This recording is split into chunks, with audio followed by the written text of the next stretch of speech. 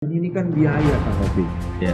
Apa sih kiatnya Kang Opik ini biar supaya bisa Kang Opik itu bertahan gitu, biar supaya ini anak-anak muda Al-Mekah Foundation ini bisa mencontoh untuk Kang Opik gitu.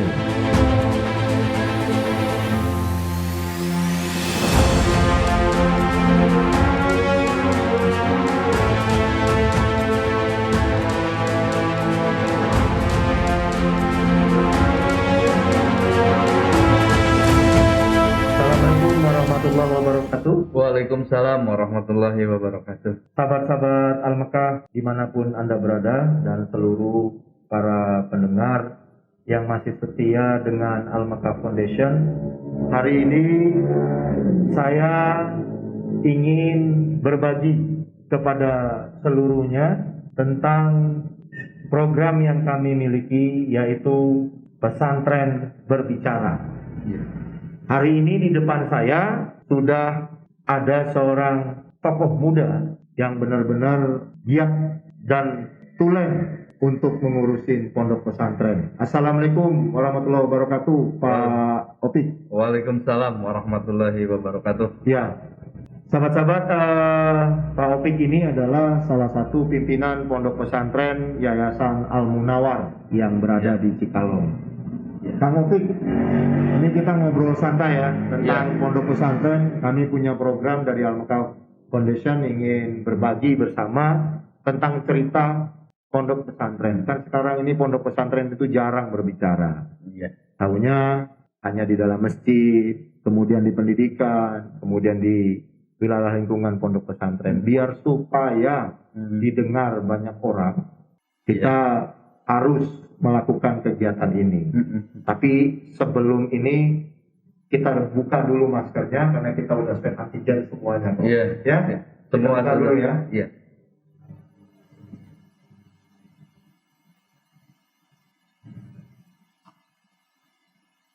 Nah, begini kan enak ini. Oh, Ya? enak. Jadi gini Kang Opik, saya ingin bertanya sama Kang Opik Iya, dengan silakan, Bang. obrolan santai. Iya, terima kasih, Bang. Pertama yang pengen kami sampaikan adalah Pak Opik boleh berbicara nggak tentang sejarah dari Yayasan Al-Munawar ini, kapan kira-kira mulai dibentuknya dan kapan mulai dioperasikannya? Ya, Assalamualaikum warahmatullahi wabarakatuh. Waalaikumsalam. Sahabat Al-Mekah Foundation, alhamdulillah saya haturkan terima kasih. Abang sudah jauh-jauh datang ke Ploksok, menengokin kami yang ada di Ploksok. Luar biasa, saya haturkan sekali lagi terima kasih kepada Al-Mekah Foundation untuk memotret langsung kondisi pondok pesantren yang ada di Ploksok. Sedikit kami sampaikan, Bang, bahwa pondok pesantren ini didirikan oleh ayahanda kami, Kiai Haji Muhammad Hendi Munawar tahun 1989. Yang waktu itu beliau dimukimkan di pesantrennya, yaitu Pondok Pesantren Al-Munawar Jarnuji Singaparna. Ya, alhamdulillah beliau menempati lokasi ini atas wakaf dari kakek saya, ayahanda ibu saya. Ya, sampai saat ini alhamdulillah atas ridho Allah Subhanahu wa taala, pesantren ini masih terus memberikan manfaat bagi umat muslimin khususnya di wilayah Kecamatan Cikalong. Amin. Nah, tahu nggak? Kan ini udah 2 generasi berarti ya. Iya, dua generasi. 2 generasi, kemudian sekarang gimana cara Kang Opik bisa bertahan tanpa ada Hayanda tadi? Iya. Dan itu udah diwakafkan, baik itu bangunan, muridnya, semua segala macam. Ini kan Kang Opik masih muda nih. Iya. Harapannya itu bagaimana nih kira-kira untuk bisa bertahan di pondok pesantren ini? Ya, memang saya termasuk masih muda, Bang. Iya. Ya, anak pertama.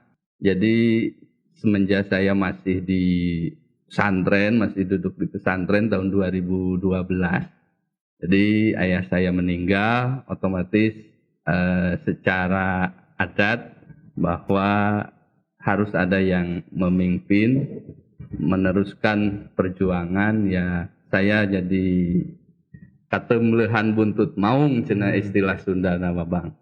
Ya dengan adik-adik saya karena saya juga ada adik 3 perempuan, alhamdulillah sekarang sudah menikah dan sekarang bersama-sama untuk melaksanakan apa-apa yang menjadi warisan.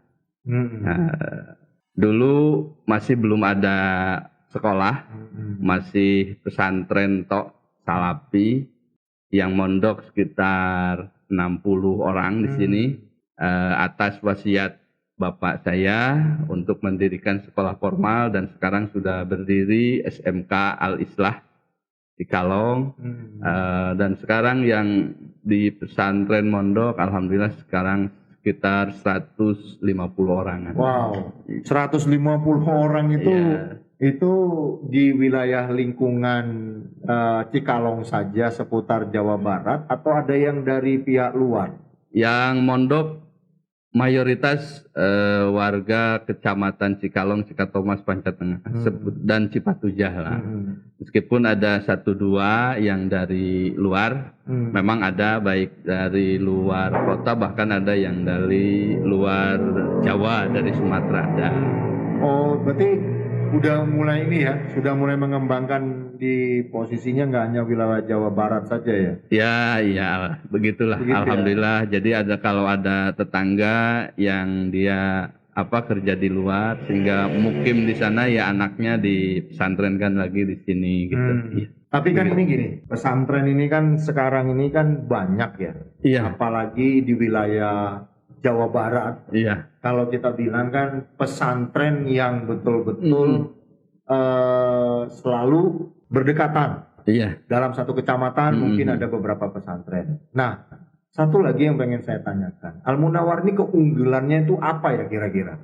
Memang kan Tasik dikenal sebagai kota santri juga. Memang di Kabupaten Tasik ini kan hampir ada 1000 pondok pesantren yang aktif menyelenggarakan pendidikan. Ya salah satunya pesantren Al-Munawar. Kalau di sini basis pendidikan Salapi dengan yang dipelajari adalah kitab kuning. Kitab kuning. Meskipun kami untuk pesantren Al-Munawar ada titik program unggul atau materi yang memang diunggulkan untuk dipelajari yaitu dalam bidang ilmu fikih. Ya meskipun hampir semua fan atau cabang keilmuan itu di pesantren dipelajari baik ilmu nahwu, tafsir, tauhid, semua ilmu hadis dipelajari meskipun ya kami menitik beratkan untuk lebih memperdalam ilmu fikih apalagi dengan kondisi saat ini yang memang rata-rata lama pesantren itu kan semakin sedikit ya. Otomatis untuk bisa dia mendapatkan ilmu untuk dia jadi pegangan kehidupan sehari-hari ya memang ilmu fikih sangat cocok untuk diterapkan dan dipelajari secara lebih mendalam. Berarti kalau kita lihat ya, kan banyak pesantren juga memiliki beberapa keunggulan-keunggulan. Iya, betul. Nah, dari generasi mulai dari ayahanda sampai generasinya Kang Opik, iya. Kira-kira yang paling unggul itu di dalam bidang pendidikan apa kira-kira? Kan kalau misalnya soal bagaimana kita membahas hadis kah, atau mungkin ada pendidikan sebagai polri terbaik kah, atau juga yang ilmu-ilmu non formal juga yang unggul di Yayasan Al-Munawar ini apa kira-kira? Ya seperti tadi memang semua cabang ilmu atau istilahnya fan ilmu ya itu dipelajari baik ilmu fikihnya, ilmu tauhid, ilmu nahwu semua. Cuman yang menjadi program unggulan adalah ilmu fikih karena menyangkut aturan-aturan mengenai tata cara kehidupan sehari-hari warga masyarakat khususnya kaum muslimin. Meskipun dalam pembelajaran untuk sekarang setelah saya 2 atau 3 tahun belakangan ini kita menambahkan ilmu tahfidz ya. Jadi santri baru itu yang baru masuk pondok pesantren itu pasti dites. Dan kita memprogramkan harus hafal juz 30. Jadi itu saat ada yang 1 tahun, ada yang 2 tahun, pasti mereka harus hatam hafal juz 30. Dan setiap pembelajaran ilmu tafsir sesuai dengan jenjang kelasnya, pasti tafsir atau ayat-ayat yang mereka pelajari itu pasti harus dihafalkan. Oh, jadi keunggulannya banyak ya? Iya, memang semua kalau kita ini gini kan, kalau kan misalnya selain dari kegiatan itu berarti kan masuknya ke formal ya? Iya, non formal. Non formal. Kalau pendidikan itu non formal. Nah, kalau misal seandainya gini, di luar dari non formal gitu ya, mamanya ada kayak seperti kegiatan yang ekstrakurikulernya apa kira-kira di Al Munawar gitu. Kalau misalnya sekolah umum kan ada ikut sainnya, kemudian ada ikut teater kah atau musik atau mungkin Inggris apa gitu kan. Nah, kalau di sini apa yang di luar dari non formal? Oh, ekstrakurikuler ya. Memang untuk ekstrakurikuler ya bidang olahraga lah. Sekarang lagi anak-anak senangnya poli. Karena kan hampir di khususnya wilayah Cikalong ya, Tasik sekarang lagi demam-demamnya poli. Ya memang anak-anak kita sediakan lapang yang cukup memadai lah untuk mereka bisa belajar poli biar sehat juga sehingga terhindar dari COVID-19 gitu. Iya. Ya itu tetap ya. Iya. Jadi COVID-19 itu tetap. Nah, kemudian ini saya kan banyak mendengar sejarah dari pesantren. Iya. Kalau saya dengar tuh, saya udah berkeliling berapa pesantren. Itu kan selalu ceritanya kan pesantren itu kewalahan, keluhan. Kemudian terkadang kalau kita lihat untuk menyelesaikan secara sandang pangan papannya saja, nih pondok pesantren sering kewalahan. Nih bagaimana kiatnya Kang Opik ini bisa 150 orang dengan mereka juga harus ada makan di situ, tempat tinggal dan diserahkan oleh orang tuanya, dipasrahkan begitu. Apa yang akan Kang Opik lakukan untuk bisa bertahan dengan 150 orang ini? Ya kan kalau pesantren itu lembaga pendidikan yang tumbuh dari masyarakat. Artinya pondok pesantren itu milik masyarakat. Sehingga dalam pelaksanaannya pun pondok pesantren itu mandiri. Nah, mandiri. Kebetulan di kami itu di pesantren Al Munawar, santri itu bawa beras dari rumah masing-masing, itu dipasak, menanak nasi itu oleh mereka juga. Jadi mereka belajar mandiri lah. Jadi ada dapur umum yang mengelola, yang masak untuk mereka. Ya kalau untuk guru-gurunya kan para ustadz, para kiai di pesantren kan semua digaji oleh Allah Subhanahu Wa Taala kan. Jadi ya itu mah rahasia rahasia Gusti lah gitu. Rahasia Tuhan bagaimana mereka bisa bertahan hidup ya sambil bertani. Nah ini kan kalau saya kupas lagi ya, kalau kita bilang semua rahasia Allah dan memang ya pun semua rahasia Allah. Tapi untuk teman-teman atau sahabat-sahabat Al-Mekah ini kan bisa menjadi suatu endorfin kalau kita bilang.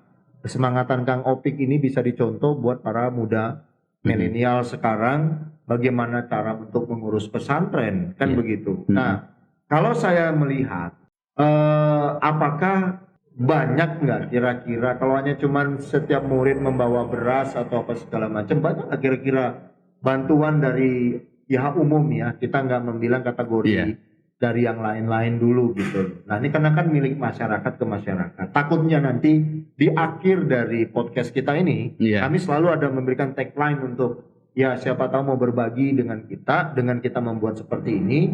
Nanti juga ada video tentang kondisi pesantrennya Kang Opik gitu. Nah ini yang paling utama lah. Contohnya apakah Kang Opik punya usaha lain atau para pengajar itu bertaninya itu usaha sendiri, sehingga sepakat gitu ya, kita dari hasil itu kita sumbangkan untuk Al Munawar atau untuk murid-murid atau santri-santri kita. Sampai saat ini para ustadz, para kiai yang ada di Ponpes Al Munawar, ya kebetulan kan masih saudara sama adik-adik, untuk itu masih bertani lah, Kang. Bertani, jadi menggarap lahan kebun yang memang menjadi warisan dari orang tua, itu bisa mencukupi untuk kehidupan sehari-hari, gitu. Enggak kelaparan lah sambil ini. Kita sampai saat ini tidak atau belum menerima bantuan dari pihak luar. Meskipun di pesantren kami banyak santri-santri yang memang digratiskan, mereka gak usah bawa beras, mereka tetap bisa makan di pesantren. Ya begitulah. Jadi ya alhamdulillah lah, sangat luar biasa pendidikan pondok pesantren inilah. Ya. Kalau saya sebagai Al-Mekah Foundation nggak kebayang gitu, Kang Opik bisa menyelesaikan permasalahan-permasalahan tentang kondisi pendidikan, kemudian sandang pangan dan papan yang para santri kita ini. Tapi di balik ini juga kita nggak usah cerita terlalu jauh gitu. Ini udah contoh gitu. Nah, sekarang ini ada berapa kelas atau berapa banyak kelas-kelas yang Pak Opik miliki untuk menampung dari 150 itu, kemudian membagi zonanya untuk pelajaran itu seperti apa Pak Opik? Kalau pelajaran kan semua fun kita pelajari, tajwidnya, sejarahnya, ilmu fikih, hadis, ilmu Quran, semua dipelajari, terbagi dalam 7 tingkatannya, ada 7 kelas dengan pelajaran atau materi-materi kitab tertentu. Jadi ada juga kelas-kelas umum yang memang semua santri ikut dalam pelajaran tersebut. Gitu. Tapi begitu. Itu kalau bangunan kelas sendiri itu ada berapa kelas? Sehingga bisa menampung banyak gitu. Kalau bangunan kelas sekarang yang memang digunakan untuk belajar ada 1, 2, 3, 4 lah. 4 kelas. Iya. Dengan isi satu kelas itu berapa murid? Ya rata-rata 20, 30 gitu sesuai ini.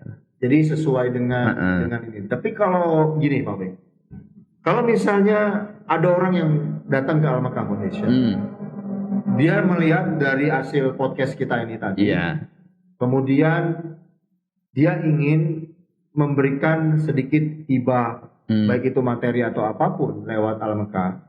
Kami ingin berbagi terhadap pesantren berbicara ini dengan program kita ini. Kira-kira nih Pak Opik, Kang Opik itu kalau dalam kondisi saat seperti ini kan nggak akan pernah mungkin bisa diam, harus bisa mengembangkan.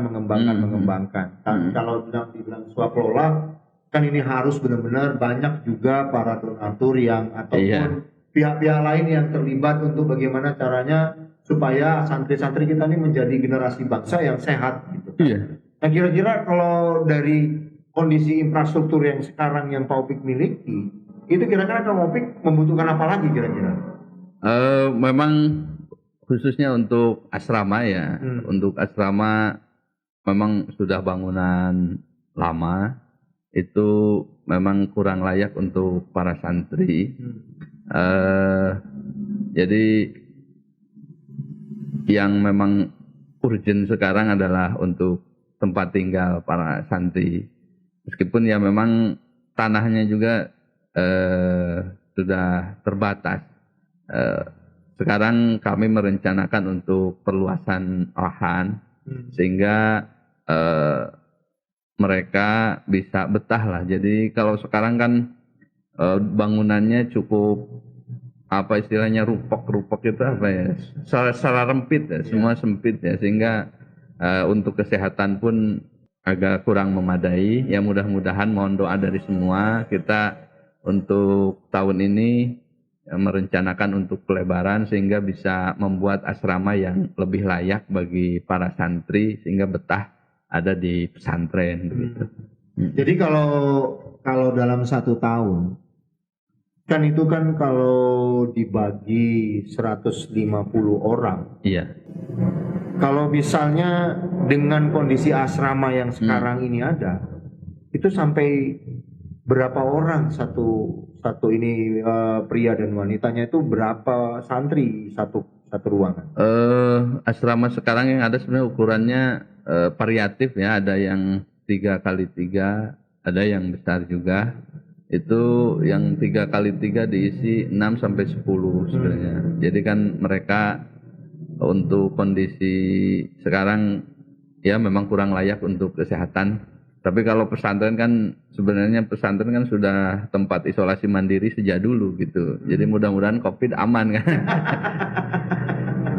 Jadi pesantren sudah menjadi ruang isolasi sebenarnya dari dulu. Tapi kalau pesantren memang itu sudah memang. Tapi gini juga Pak, kita nggak boleh memungkiri juga. Iya. COVID itu memang agak sedikit sensitif kalau kita berbicara. Iya. Kalau kita berbicara kita samakan pesantren itu pasti akan takut di COVID itu akan takut masuk pesantren karena memang karantina, takut. isoman juga. Iya, sudah isolasi sudah semuanya. isolasi. Ya. Tetapi kan di pesantren sendiri dengan kondisi yang sekarang ini dibatasin nggak? Kalau ada orang datang tetap protokol kesehatan dijaga kan?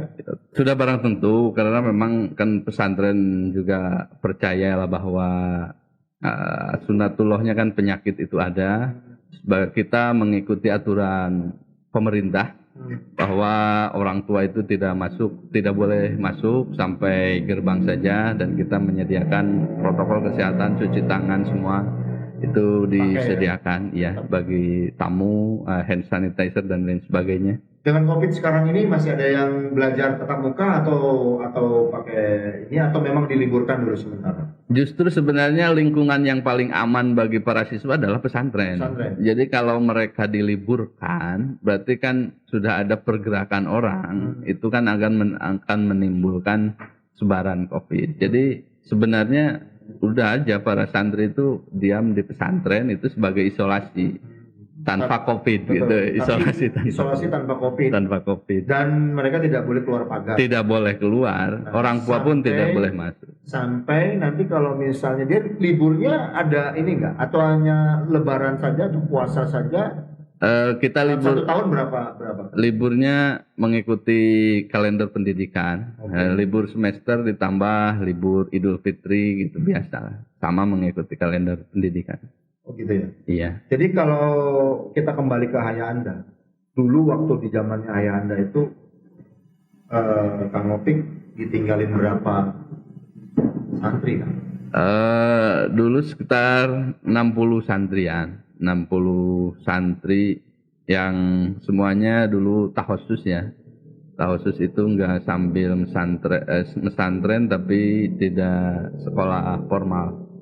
Ya alhamdulillah sekarang ya sedikit demi sedikit lah merangkak, mudah-mudahan para agmia yang mewakafkan ini kan di pesantren bisa amal jariahnya terus mengocor lah, mengalir. Ya, Allah mudah-mudahan. Iya. Tetapi kalau misalnya ini Kang, kita pesantren ini kan tumpuhan daripada santri. Kalaulah misalkan seandainya ada pihak-pihak lain yang ingin mondok di tempat Kang Opik atau di Yayasan Al-Munawar, itu persyaratannya apa aja sih Kang? Kira-kira? Yang pertama harus mau aja, mau. Selanjutnya ya yang syarat-syaratnya cuma harus mau aja tinggal di pesantren, nggak ada syarat lain gitu.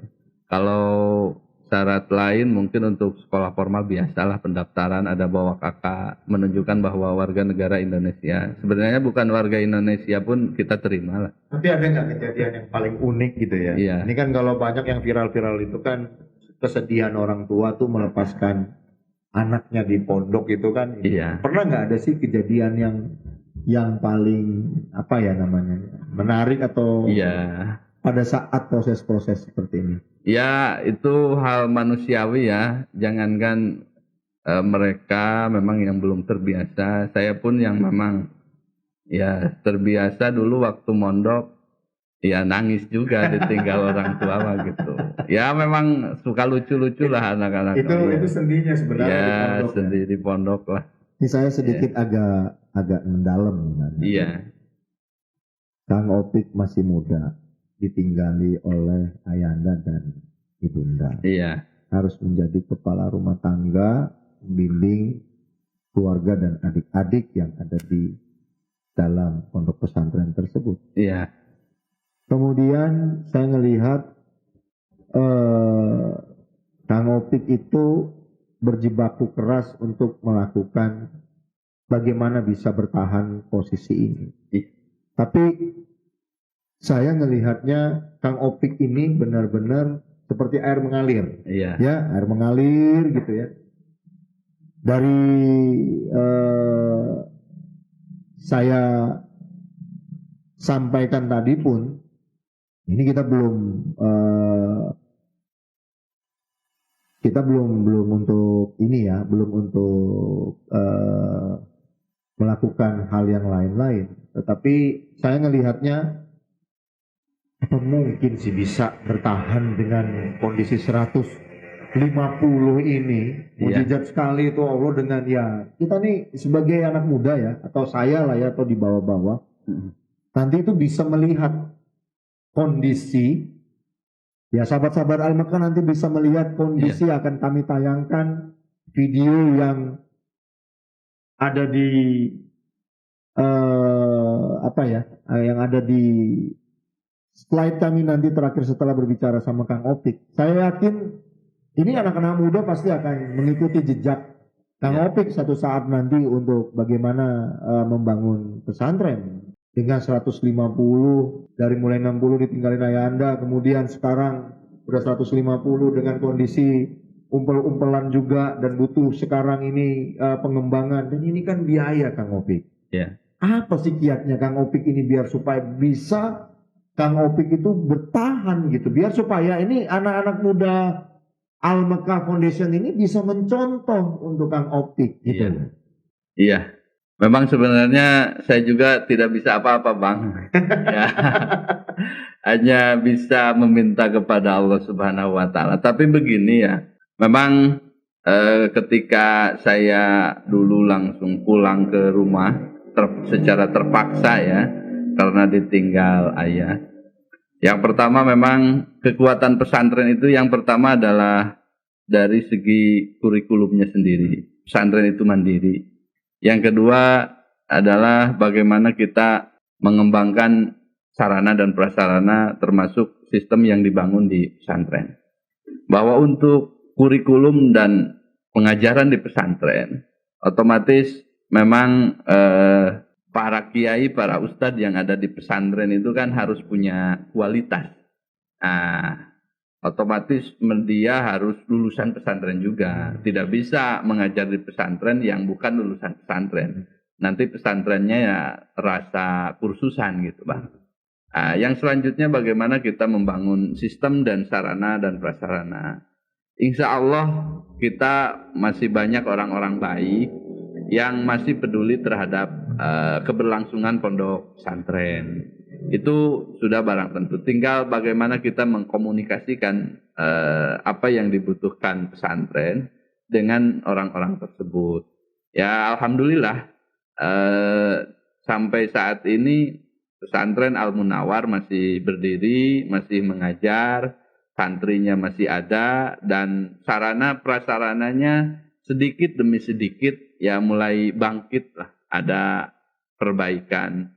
Kita ada sekolah. Sampai saat ini SMK yang ada di yayasan belum pernah mendapatkan bantuan dari pemerintah. Itu murni usaha dan upaya dari yayasan.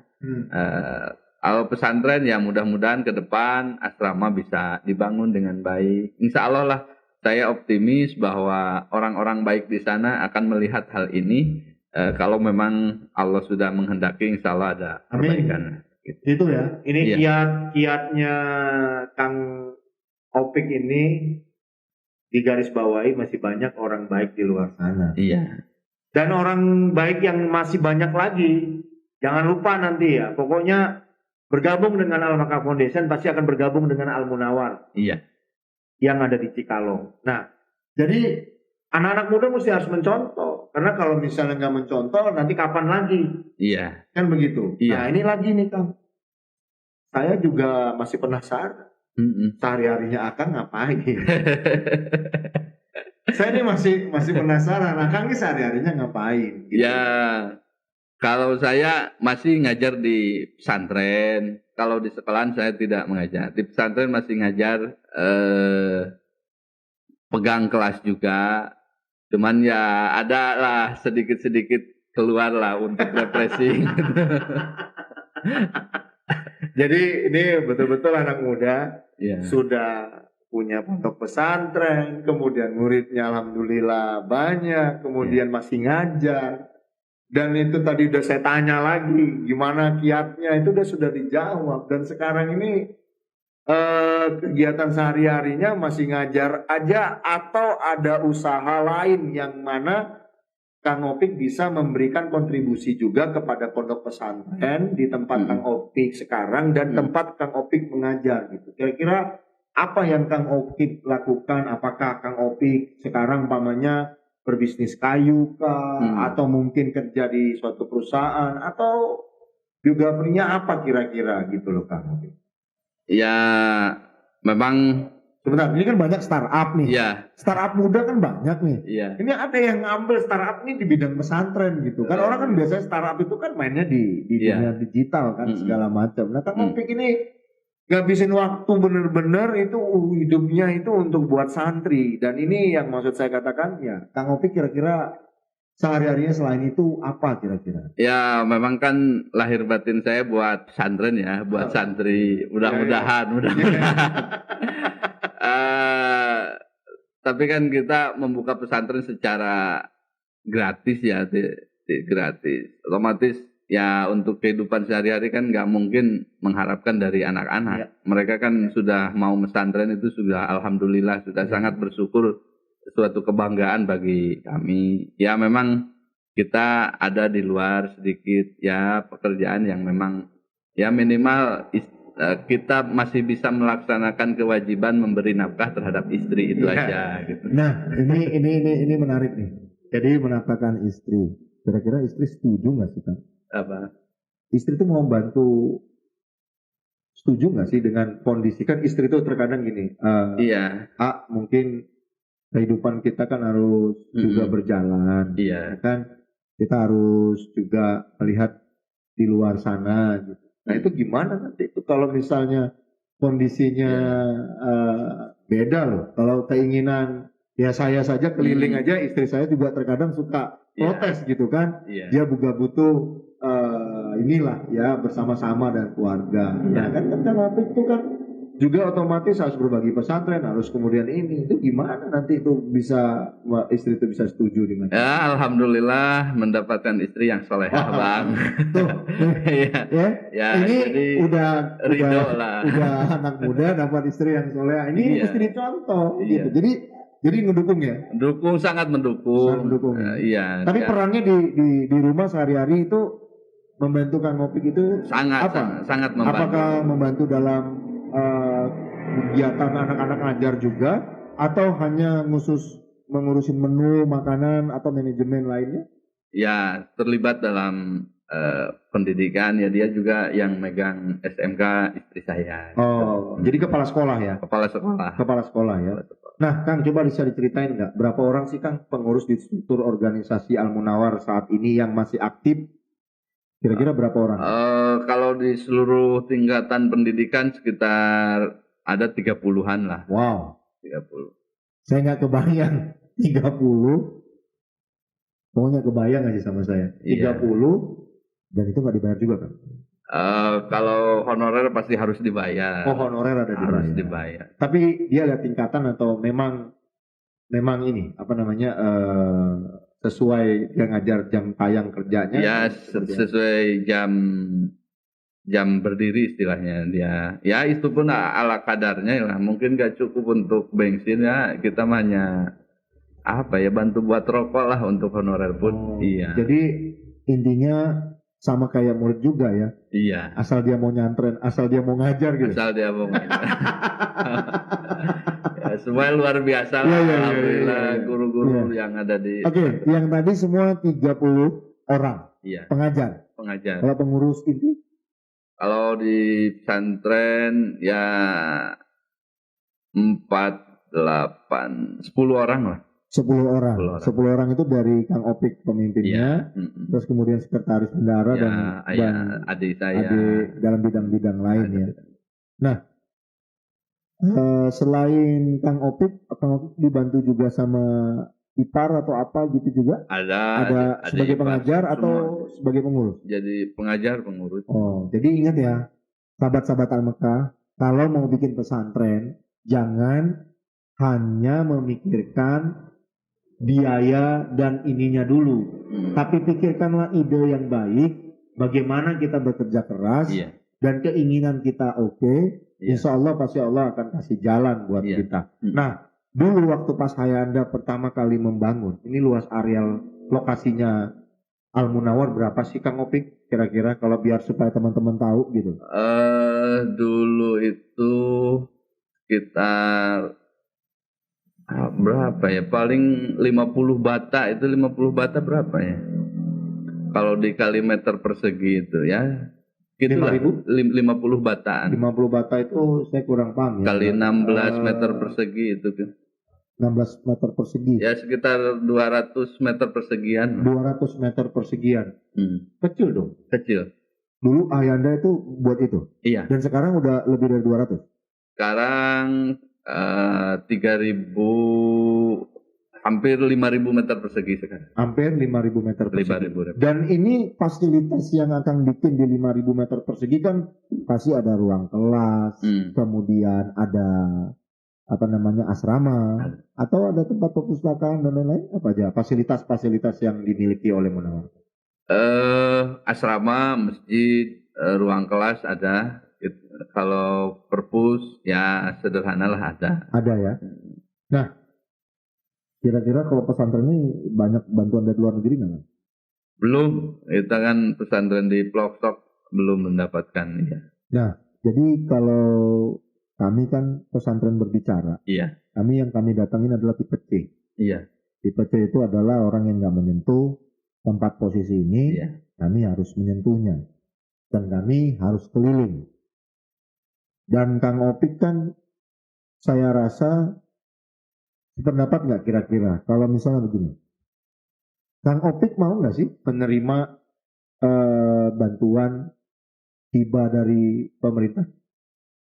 Ya begini ya Bang, bahwa kalau pesantren di Ploksok itu kan kita melihatnya begini, bahwa masyarakat sekarang kan kalau dilihat dari kelas ekonomi Bang, kalau menengah ke atas kan biasanya mereka mencari pendidikan yang jauh ya, ke kota, mencari lembaga pendidikan favorit yang ya unggulan lah, yang besar-besar. Yang besar-besar.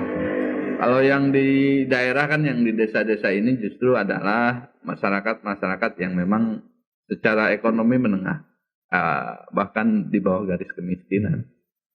Otomatis mereka sebenarnya untuk itu sangat membutuhkan bantuan untuk menunjang pendidikan mereka agar SDM-nya bisa meningkat sehingga mereka kelak bisa memperbaiki keluarganya lah gitu, baik secara keilmuan atau bahkan secara finansial. Untuk lembaga kami memang sebenarnya kita tidak memilah-milih bantuannya. Kalau memang itu selama untuk kemaslahatan murid-murid, kemaslahatan para santri, kenapa tidak? Asal yang pertama tidak ada syarat gitu.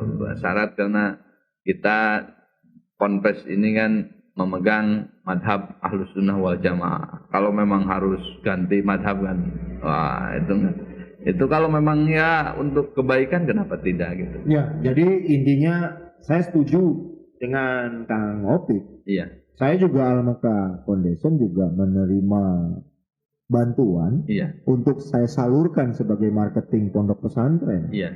Kami ini adalah marketing pondok pesantren saat ini.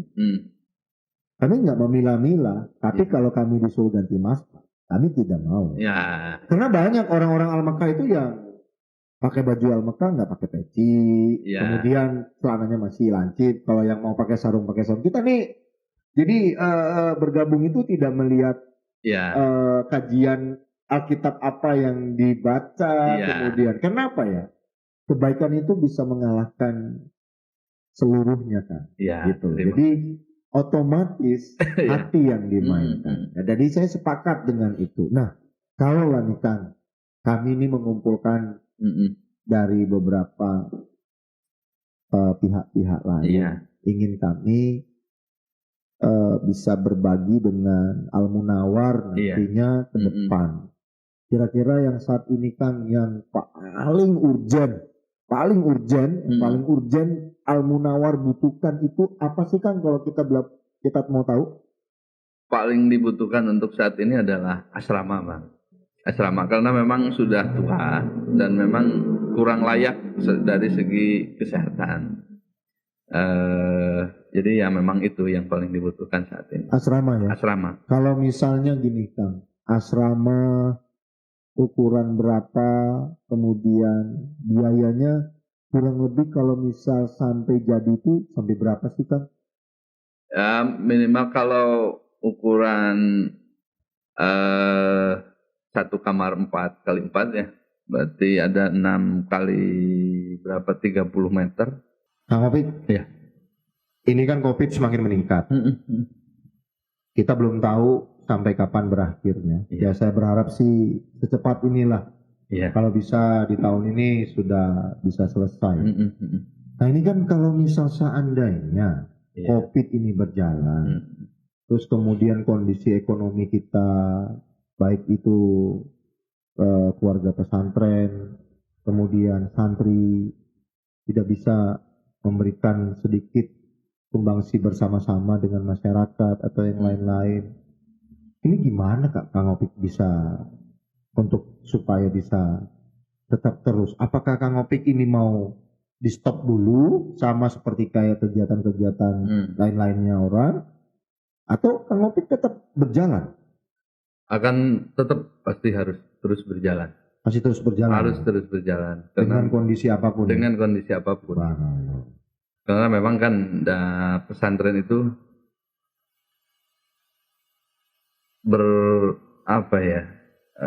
tidak mengandalkan bantuan dari manapun, ya mandiri lah. Ya memang betul mandiri ya. Iya, dengan betul, kondisi apapun. Dengan kondisi karena dari dulu pun juga sebelum ada COVID juga merintisnya juga ini ya. Iya, sebenarnya untuk pesantren dengan COVID ini kan tidak ada pengaruhnya. Tidak ada pengaruhnya. Nah, ini Kang. Menurut Kang Opik, apa sih keinginan Kang Opik umpamanya dalam podcast hari ini, yaitu pesantren berbicara, programnya Al-Mekah.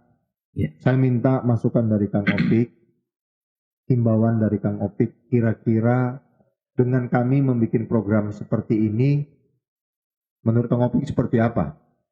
Ya, sekali lagi ya, kami ucapkan terima kasih kepada Al-Mekah Foundation mau berkunjung ke pesantren kami. Saya berharap Al-Mekah ini menjadi jembatan untuk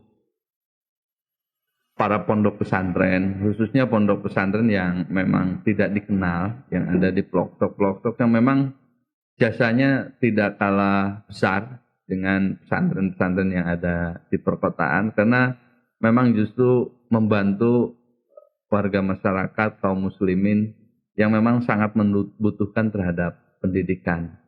Berharap untuk ke depan Al-Mekah Foundation ini bisa membantu pondok pesantren, baik itu bidang infrastrukturnya kayak asrama, masjid dan lain sebagainya, bahkan mungkin untuk pelebaran tanah dan lain sebagainya. Sehingga ya meskipun mereka dengan segala keterbatasan, tapi bisa mendapatkan pendidikan yang layak, baik secara fasilitas ataupun secara materi, kurikulum dan pembelajaran gitu. Karena memang kan amanat undang-undang bahwa setiap warga negara berhak mendapatkan pendidikan yang layak. Gitu. Terima kasih Kang Opik. Jadi ini masuk sesi terakhir, Kang. Iya. Karena yang saya lihat sekarang ini kan kami ini belum sempurna. Iya. Tapi lebih baik kita memulai dengan niat, kemudian dan prakteknya, Iya. agar orang melihat kita. Jadi sebagai podcast pertama, saya berterima kasih Kang Opik sudah mau menerima undangan kami Iya. untuk membuka dan berbagi informasi bagaimana pondok pesantren dalam acara program pesantren berbicara. Saya harapkan ke depan mudah-mudahan program ini tidak berhenti sampai hanya di pondok pesantrennya Kang Opik dan kami sehat semuanya. Amin. Tetapi ini Kang, sebagai penutup hari ini, saya ingin Kang Opik memberikan himbauan statement terhadap para sahabat-sahabat Al-Mekah, baik yang mengulurkan tangannya itu hanya dengan tenaga, kemudian baik dengan materi atau apapun, ataupun nanti dia menyumbangsi yang lain-lain yang akan kita bagi bersama-sama dengan pondok pesantren, baik itu di tempat Kang Opik, di tempat yang lain. Saya mintalah sama Kang Opik sedikitlah untuk Kang Opik berbicara terakhir. Bagaimana sih permohonan Kang Opik terhadap teman-teman Al-Mekah dan semua nanti yang akan mendengarkan Al-Mekah bicara ini? Ya, sahabat-sahabat Al-Mekah yang tersebar di seluruh Indonesia. Yang pertama, saya memberikan statement bahwa Al-Mekah ini benar-benar satu lembaga yang memang konsen terhadap pondok pesantren, khususnya pondok pesantren yang ada di daerah. Bahwa saya meyakini bahwa pesantren-pesantren yang ada di daerah ini penuh dengan mutiara-mutiara yang tersembunyi. Dengan hadirnya Al-Mekah ke pesantren, mutiara itu akan lebih bermanfaat karena didengar oleh semua pihak. Jadi para agnia, para sahabat, simpatisan seluruh Al-Mekah Foundation silahkan bergabung dengan Al-Mekah Foundation karena gerakan-gerakannya nyata dan dapat dirasakan oleh pondok pesantren, khususnya pondok pesantren Al-Munawar Cikalong. Nah, satu lagi Kang, untuk para donatur, biar supaya mereka kepengen yang seperti kayak Kang Opik bilang tadi, kan asrama dibutuhkan. Kira-kira apa sih yang Kang Opik titipkan kepada kami? Ya, ini kan para donatur kadang dengan kesibukannya mereka ingin menginfakkan sebagian hartanya dengan di jalan yang bermanfaat. Dengan kesibukan para donatur bisa menitipkan di Al-Mekah Foundation. Nanti mungkin kalau memang mau membangun di pesantren Al-Munawar, Al-Mekah Foundation, ya kami sampai saat ini itu membutuhkan ya asrama yang layak dari para santri. Ya mudah-mudahan Al-Mekah Foundation bisa membantu mewujudkan fasilitas bagi para santri yang layak. Oke, Kang Opik, sukses selalu, terima sehat kasih selalu, dan tetap jaga protokol kesehatan. Teman-teman, sahabat Al-Mekah, saya udah berbicara dengan Kang Opik, salah satu pemimpin pondok pesantren Al-Munawar di Cikalong. Terima kasih. Beliau anak muda yang punya semangat tinggi, yang punya kreativitas tinggi, telah berbagi ilmu dengan kita. Dan ingat, masih banyak mutiara-mutiara pondok pesantren yang terpendam yang akan kita datangi, sehingga kita akan memancarkan mutiara-mutiara pondok pesantren tersebut. Jadi sekali lagi kepada sahabat-sahabat Al-Mekah dan para donatur, kami membuka donasi apapun dan kapanpun kami siap untuk menjemput rezeki tersebut. Saudara-saudaraku semuanya, terima kasih. Assalamualaikum warahmatullahi wabarakatuh. Salam sehat.